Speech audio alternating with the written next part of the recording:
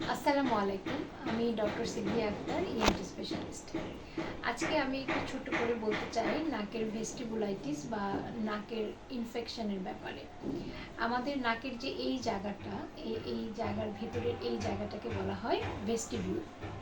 এখানে আমাদের অনেক সময় কি হয় যে পেশেন্টরা বেশি নাক ডলাডলি করেন, অনেক সময় অ্যালার্জি বা ঠান্ডা সর্দির কারণে নাকে হাত দেওয়া পড়ে বেশি, এবং এখানে এরকম করে নাক খুঁটান, নাকের ভিতরে হাত দিয়ে নাকের ময়লা পরিষ্কার করার চেষ্টা করেন, এবং তখন কি হয় এখানকার স্কিনগুলো অনেক বেশি সেন্সিটিভ বা একটু পাতলা ধরনের।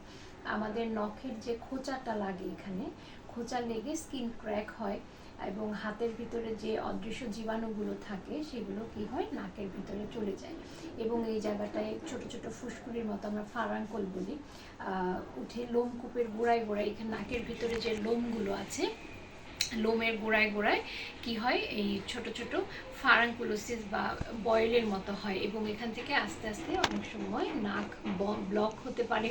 এবং বিশেষ করে যেসব ছোট বাচ্চারা, ছোট পেশেন্টগুলো আছে, এরা নাক দিয়ে রক্ত পড়া নিয়ে আসে। কারণ হচ্ছে যখনই নাকে ময়লা জমে থাকে বা ক্রাস্টিং তৈরি হয়, নরম ময়লাটা শুকিয়ে শক্ত হয়, ক্রাস্টিং তৈরি হয়, তখন কি করে বাচ্চারা এটা খুঁটিয়ে এটা ওঠানোর চেষ্টা করে, এবং যখনই এই ময়লাটা উঠে যায় তখন কি হয় এখান থেকে রক্ত পড়া শুরু করে।